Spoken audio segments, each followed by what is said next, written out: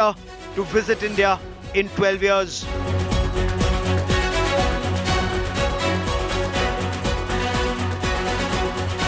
But does Bilawal Bhutto Zardari carry any weight? What should India and Pakistan expect from this visit?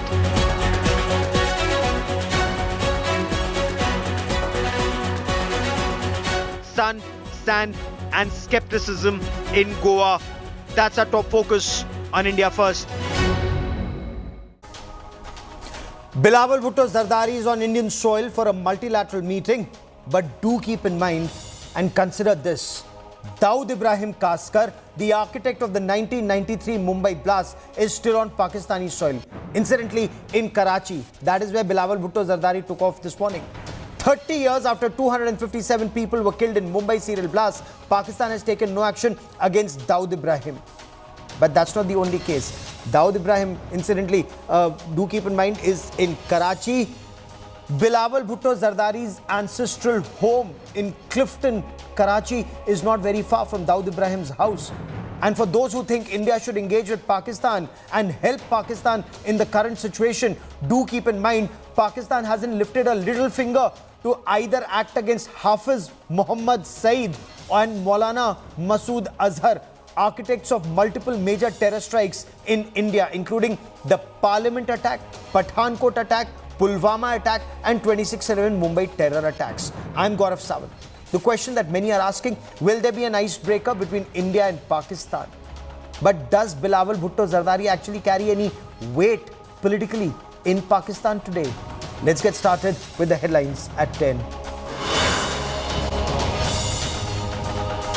Battle over Bajrang Dal gets bigger. Hindu groups recite the Hanuman Chalisa across the country. Congress leader DK Shivakumar seeks Bajrang Bali's blessing, says he will prioritize construction of new Hanuman temples across the state.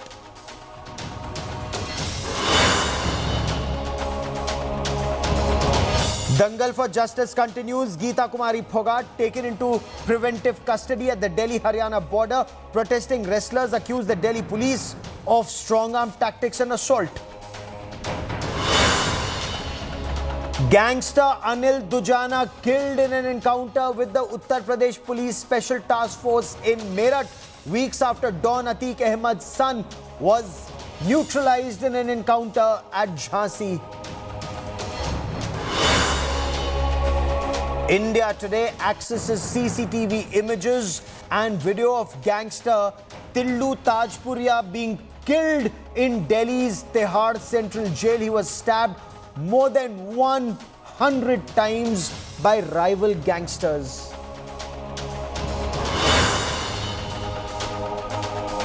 Internet to remain suspended across Manipur for the next 5 days after fresh violence during a tribal agitation. Governor issues shoot-at-sight orders.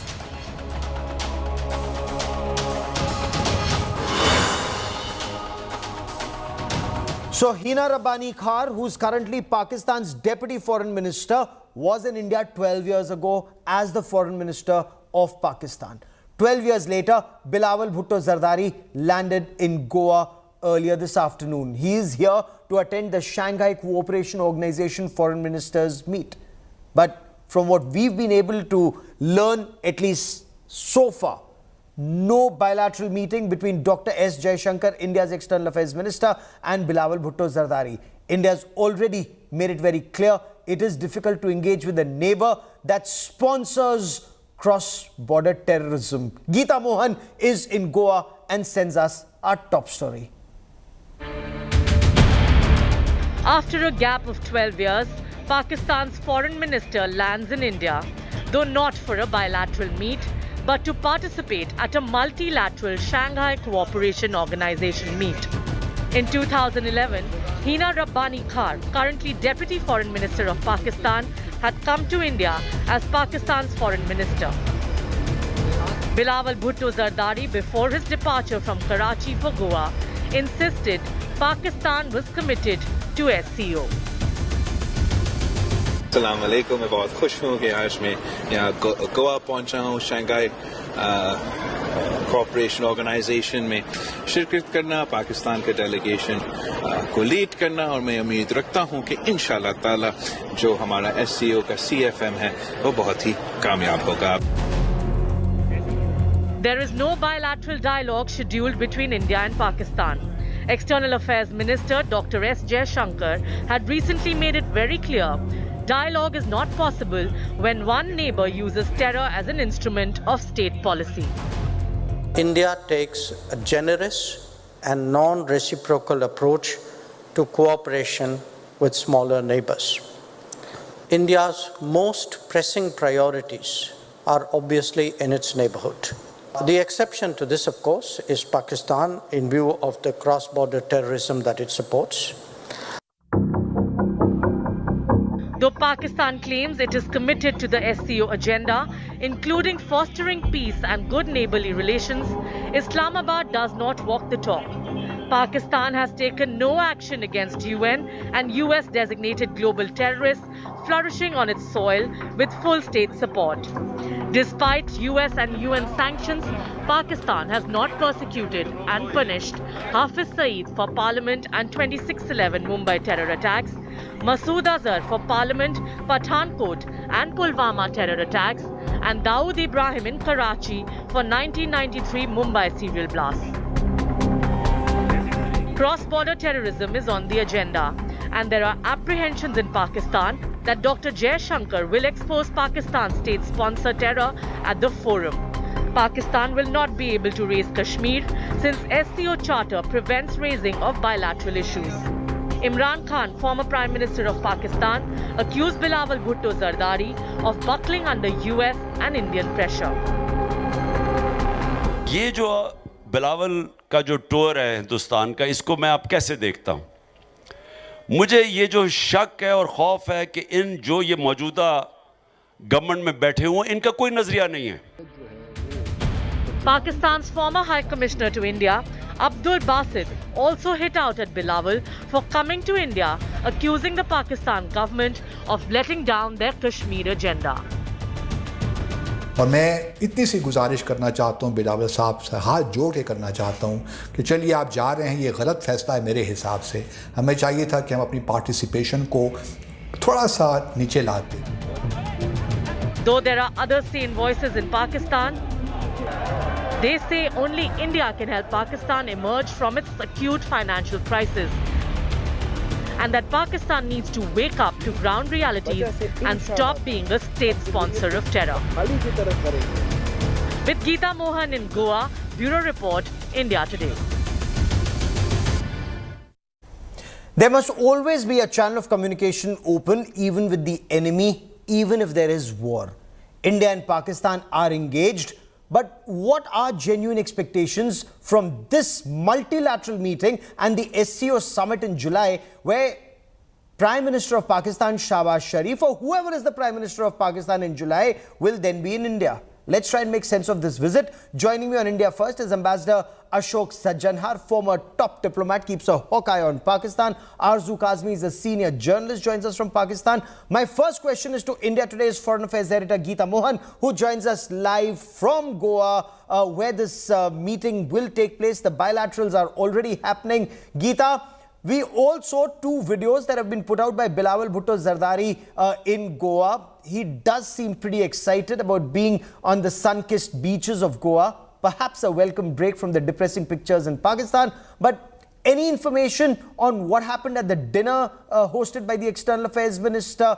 Is there an icebreaker that's expected? Well, Gaurav, can't expect an icebreaker at a time when India has said that there can be no forward movement with Pakistan. Pakistan also has said in a similar way that that bilateral meetings on the sidelines of the SCO summit will be held with friendly countries, quote unquote. That was Bilawal Bhutto Zardari's statement. So can't expect any forward positive momentum in ties. But yes, this is a very important meeting for Pakistan Pakistan and is the reason why Pakistan is here. Representing Pakistan is none other than the foreign minister.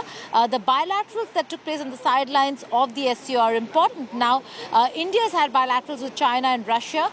Pakistan also has had a bilateral meeting with the Russian foreign minister, and this closeness or increased cooperation between Russia and Pakistan is something that India is watching very closely. The Chinese foreign minister also is going to travel to Islamabad tomorrow when Bilawal goes back to Islamabad, because there's a trilateral in Islamabad, an Afghanistan-Pakistan-China trilateral. So there is a lot that is happening, but when it comes to India-Pakistan relations, Gaurav, very clear over here for India. Unless and until the terror factories stop and shut down in Pakistan, there can be no forward movement. Dr. Jaishankar made that very clear. And Pakistani side also politically right now, I don't think are placed are in a position to really engage India positively. Very interesting, you should point that out, given the political uncertainty in Pakistan. We don't know who will be Prime Minister of Pakistan, when will elections be held in that country. Let me take that to Arzu and stay with me, Geeta. Ambassador Sajjan, just give me a moment. Arzu, Pakistan wants to show its people, especially Bilawal Bhutto Zardari would want to show his people that Pakistan is relevant in at least some grouping in the world. What are Pakistan's genuine expectations from this SCO foreign ministers meet? Is Pakistan's aim just to get oil and food from Russia and perhaps money from China? No, I think Pakistan want to prove that we are willing and we want to talk with India also, because it is a very big thing for Pakistan that our minister is going to India. That you see that Bilawal Bhutto Zardari, the foreign minister of Pakistan, is in India in these days. So this shows that we want to talk to India, we want trade, and many people in Pakistan are supporting this act. You cannot say this for Imran Khan, of course, because he's from the opposition and he's giving a negative kind of comments. But of course, many people, even the public, is also appreciating Bilawal Bhutto Zardari for this act. And you can see his videos on Twitter, which he shares. I'm talking about the Bilawal. And he's looking very positive and energetic. So I think it's a good step, and we can understand that there is no comparison of Dr. Jaishankar and Bilawal, and I think it's very difficult and very hard work for Bilawal to prove himself. Okay. It's a test for himself. I think the more pressure on Pakistan to prove Bilawal's this visit as a positive way, I think. Okay, but Ambassador Sajjan, what can be a positive takeaway for Pakistan? Because coming from an Indian perspective, because of Pakistan's direct support to terrorists like Hafiz Saeed or Masood Azhar or Dawood Ibrahim, SARC is now defunct. Does Pakistan hope that it will get something from the SCO foreign ministers meet or from the SCO summit in July, which the groundwork of which is being prepared now? Yeah, thank you very much, Gaurav. The way I look at it is that, even at the beginning, from the beginning of this meeting or the foreign ministers meeting, Bilawal Bhutto Zardari himself had stated that he had no intention of meeting Dr. S. Jaishankar. And he has also said that he wants to meet his counterparts from friendly countries. And obviously, he doesn't include India into in that category of friendly countries. Now, his deputy, Hina Rabbani Khar, has very categorically stated that he's coming here for an SCO, for a multilateral meeting, not for a bilateral visit. So there is going to be no bilateral meeting between the two of them. In any case, Bilawal Bhutto has miffed India hugely by using absolutely uncalled for words regarding the Prime Minister. And also, more recently, we saw the attack in Poonch area in which 5 of our Jawans were killed. Yes. So I think all building up, and Dr. Jaishankar saying that he is not going to meet Bilawal Bhutto. So I think it does not give any possibility, in my view, of any structured meeting between the two foreign ministers. Okay. The best that can possibly happen, Gaurav, is that Dr. Jaishankar, he is a very gracious host. He is well tutored in the art of diplomacy and protocol. And after all, he has hosted the dinner tonight. So he might, as a matter of courtesy, he might, reach out and have a small chit-chat, tete-a-tete with him. Nothing concrete, nothing substantive, but at least that can sort of a conversation could take place. Okay. But I don't be able to make. Fair enough. Geeta, you've been able to, you've been interacting with some Pakistani journalists on this trip. Have you also been able to interact with any of their diplomats? Is that permitted, or are they in an area which is a no-go area? What's the conversation like in the Pakistani camp about Goa, about India, about Bilawal's visit? Well, I have been able to interact with Pakistani diplomats, as also with Pakistani journalists over here. Most of them quite senior journalists who have come here with the Pakistani delegation or ahead of the Pakistani delegation. And their sense, quite a few of them, Gaurav, surprisingly, are saying that that there is a lot of criticism back home with regards to Bilawal's visit to India, questioning as to why, whether if it was needed or not, and what will Pakistan achieve out of it. But the diplomats and certain other quarters also trying to explain that this is not about a bilateral visit. This is not about India. It's about Pakistan engaging the SCO, trying to make its presence felt at the SCO. Pakistan will hold presidency of the SCO 2 years hence, and they need to prepare for that presidency as well. And that's the reason why there are three very important meetings at the SCO. That's the Council of Foreign Ministers, the heads of state and heads of government. And these three cannot be represented virtually is the explanation that they're giving. Also, the bilaterals that are taking place on the sidelines would have been impossible for Bilawal to have done in Islamabad, meeting the Russian foreign minister, or for that matter, his Central Asian counterparts. So those are critical meetings that are taking place on the sidelines of this ministerial. And that certainly is something that he's going to take back home in terms of deliverables from Russia, from other Central Asian counterparts, and certainly from China. Okay, Arzu, how important is Bilawal Bhutto Zardari in Pakistan today? Does he carry any weight politically? Is he pushing back against the army, or is he seen as a stooge of the army? No, I don't think he's having some very strong position in Pakistan, because not only him, in fact, जो पूरी government इस वक्त चल रही है, you can understand because of the establishment. And I feel that the Bilawal is in India just because of establishment and because of the pressure of China. Because China wants के India और Pakistan की terms थोड़ी better हो, so maybe that's why he's in India. So this is the main thing. But one thing more, Gaurav, I want to say is that in your intro, you were talking about Hafiz Saeed and Masood Azhar and all these terrorists who lives in Pakistan.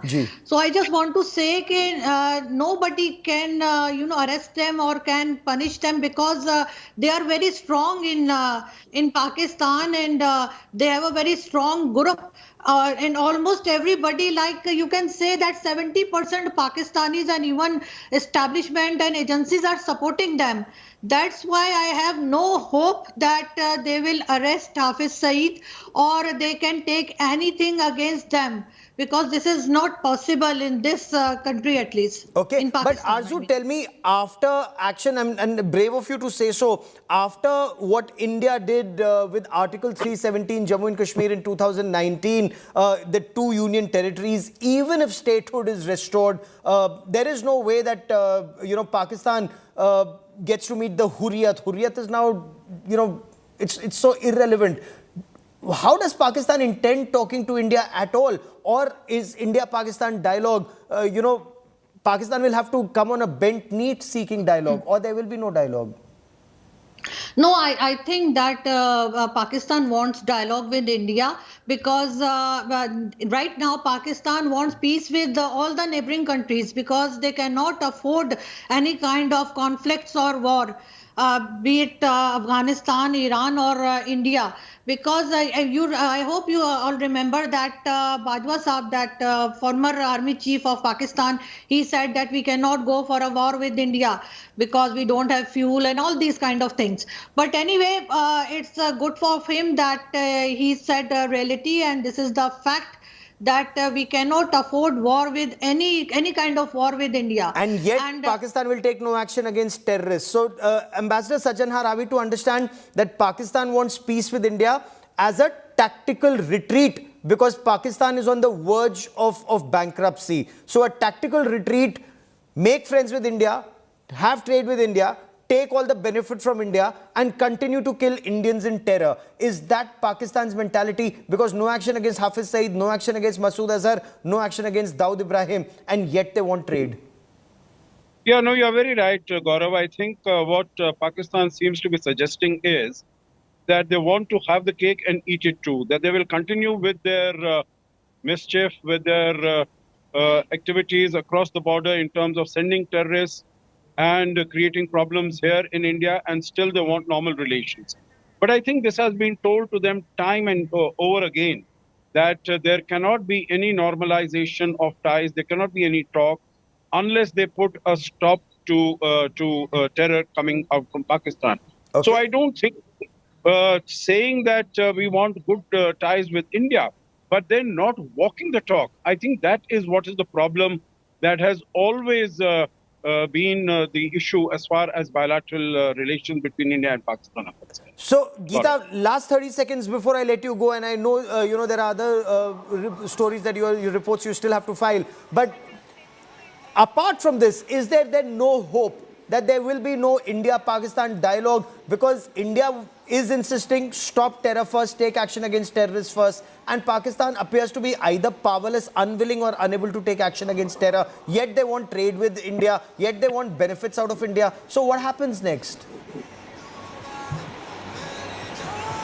Well, Gaurav, I don't see any forward movement because the intransigence and cussedness is not just on one side. It's not just India saying talks and terror don't go together. Pakistan has also now taken a very harsh stance, saying that unless and until India revokes the August 5th decision on Jammu and Kashmir, there is going to be no forward movement on ties. And if these are the positions that have been taken, I see no thaw in the relations between India and Pakistan. Fair enough. It's a win-win for India in that way, that unless Pakistan takes action on terror, no dialogue for the sake of having a dialogue, though they remain engaged at the diplomatic level. Geeta Mohan, Arzu Kazmi and Ambassador Sajanhar, as always, many thanks for joining me here on India Today. But while there was no bilateral with Pakistan, the Foreign Minister of India, the External Affairs Minister Dr. S. Jaishankar, met his counterpart from Russia and his counterpart from China. He met the Chinese Foreign Minister Qin Gang. That meeting lasted about 30 minutes. The focus remained on resolving border issues.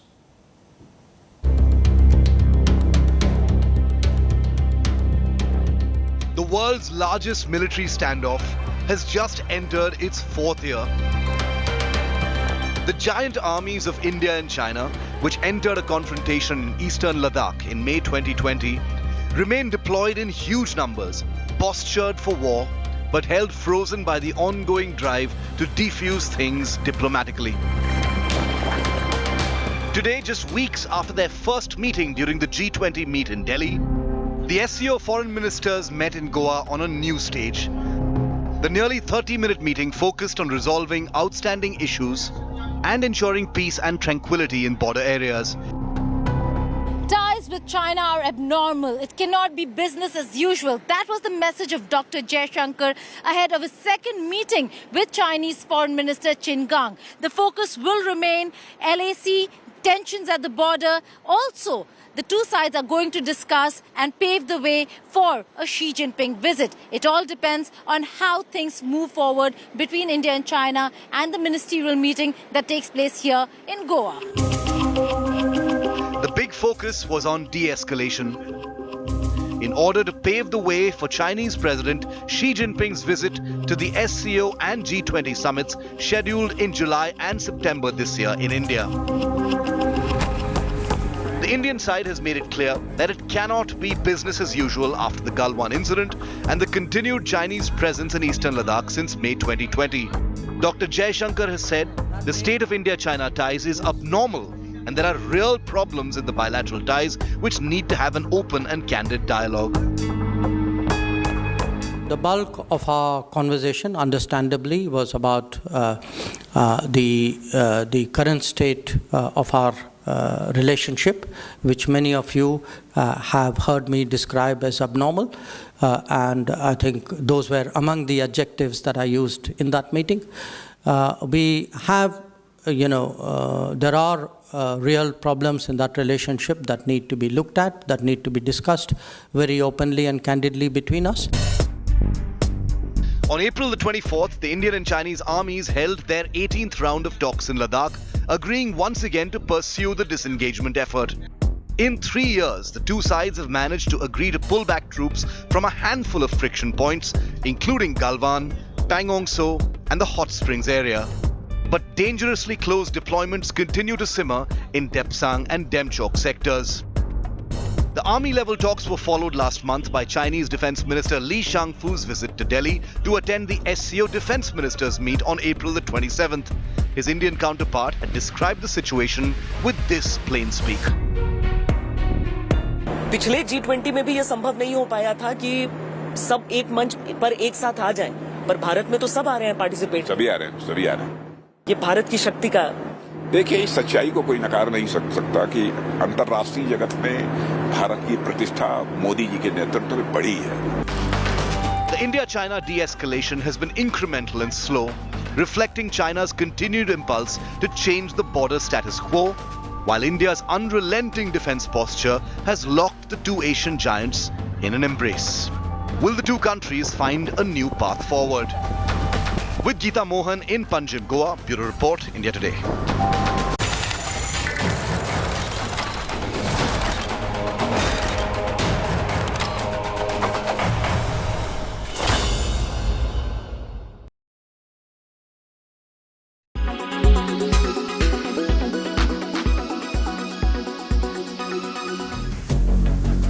Go First is the only latest example of the capacity of the airline sector to shrink fortunes of tycoons all over the world. Flamboyant British businessman Richard Branson realized this early and had famously said that the quickest way to become a millionaire in the airline business was to start out as a billionaire. He wasn't joking. The airline business has drawn many businessmen towards it, only to have them crash and burn out. Among the spectacular flameouts in India's aviation history is Kingfisher Airlines, founded by the king of good times, Vijay Mallya. After flying high, Mallya's airline crashed, with shockwaves bringing down the rest of his business empire as well. The billionaire is now a fugitive from Indian law. Go First, owned by the 150-year-old Wadia Group, is not the first airline in India to go under. The list of airlines which have faced financial ruin in India is long. It is a long list of failures, from East West Airlines and Damania Airways to Kingfisher Airlines and recently Jet Airways and Go First.